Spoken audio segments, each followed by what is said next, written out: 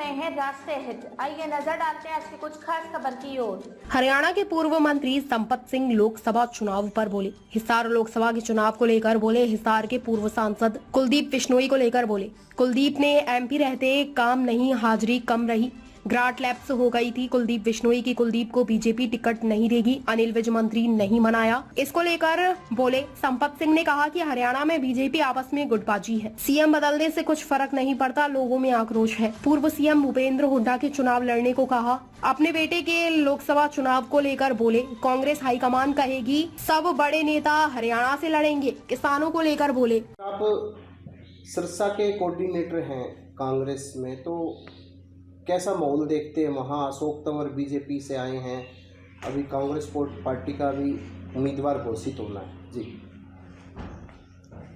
मेरा शुरू से ही हिसार, फतेहाबाद और सिरसा, इन 3 जिलों में बहुत मेरा संबंध रहा है। ये 47 साल के राजनीतिक जीवन में वैसे तो हर ज़िले में है, संपर्क है, बहुत पुराने साथी हैं। अब चलो कोई लोकदल में चला गया, कोई कांग्रेस में चला गया, कोई बीजेपी में चला गया। बहुत बड़ा एम्पायर था चौधरी देवलाल जी का।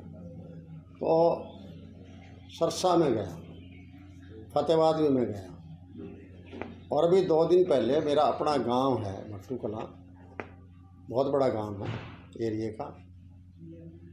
गांव में भी मैं सभी मोहल्लों के अंदर मिलने का प्रोग्राम बना रखा था, क्योंकि मैं होली दिवाली से आगे पीछे जाता हूँ।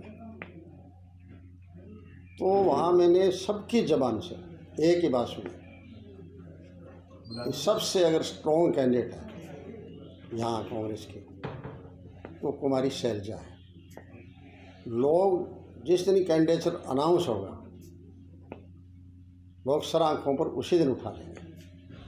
तो ये भावना मैंने सब जगह देखी, और मेरे अपने गांव के अंदर बिना पूछे अपने आप कह रहे थे जी कि वहाँ तो उनको लड़ा है। तो मैंने कहा भी देखो, लड़ने का काम है वो शैलजा बहुत हमारी सीनियर नेता है, ये फैसला तो उन्होंने करना है। दूसरा फिर पार्टी करेगी, मेरा नहीं है। मैं मेरी राय दे सकता हूँ, और राय तो मैंने पहले भी स्क्रीनिंग कमेटी को उसके सामने दे दी। इन लोगों ने फार्म भरा हुआ है, इनकी ये पोजीशन है, इन्होंने फार्म नहीं बढ़ा हुआ लेकिन इनकी ये पोजीशन है, वो मैंने उनके सामने भी स्क्रीनिंग कमेटी के बता दी थी एज ए कोऑर्डिनेटर। और अब मैं, क्योंकि जिस दिन मेरे अपने गांव में गया हूँ उसके बाद तो बहुत खुशी हो रही है कि कांग्रेस की टिकट जो है ना, जैसे रोहतक की पक्की हो रही है, भूपेंद्र हुड्डा जी 100% जीते हैं, कोई रोड़ा ही नहीं कोई चीज़ का। पिछली बार उनके साथ डाक मतपत्रों में गड़बड़ हो गई थी। इसी तरीके से शैलजा जी है, बच्चा बोल रहा है, मतलब भाई वही जो है ना, यहाँ से जो है आते ही मान लो कि जीत ही। तो एक माहौल इसी आधार पर तो मैं कह रहा हूँ कि दूसरी जगह भी यही माहौल है, तो हरियाणा में इसी कारण तो 10 की 10 सीट आएगी। हाँ, ये काम पार्टी का है कि पार्टी जो है उपयुक्त समय पर और उपयुक्त उम्मीदवार जन इच्छा के अनुसार उतारेगी, तो सारी सीटें कांग्रेस पार्टी जीतेगी।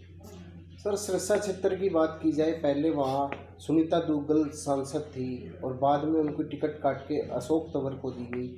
क्या लगता है उनके कार्यकाल में, क्योंकि आप सिरसा एरिया में घूमे हुए हो, क्या लगता है कि उनके कार्यकाल में विकास नहीं हुए, इस वजह से उनकी टिकट काटी गई? कैसे देखते हैं आप वहाँ का विकास? देखिए, उनकी विश्वसनीयता जो है ना, उस पर परसेंट लगा हुआ है।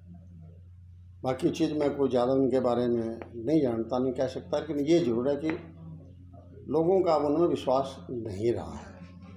और न ही बीजेपी के जो कैंडिडेट पहले एमपी थे उनमें रहा, और न ही अब नया कैंडिडेट दिया है उसमें है। अब सवाल तो इंडिविजुअल का ही नहीं रहेगा। बीजेपी पार्टी की सरकार से लोग इतने दुखी हैं, चाहे वो केंद्रीय सरकार हो चाहे प्रदेश सरकार हो। लोग जो है ना यही कहते हैं कि जो हमारी मांग होती है उसको तो इग्नोर कर देते हैं, हमें घुमाते रहते हैं, कभी मंदिर में, कभी मस्जिद में, कभी जाति में, कभी धर्म में, इस तरह से घुमाते रहते हैं। अब उसमें नहीं आएंगे। और एक ये जो 400 पार देश के प्रधानमंत्री जो बीजेपी को लीड कर रहे हैं,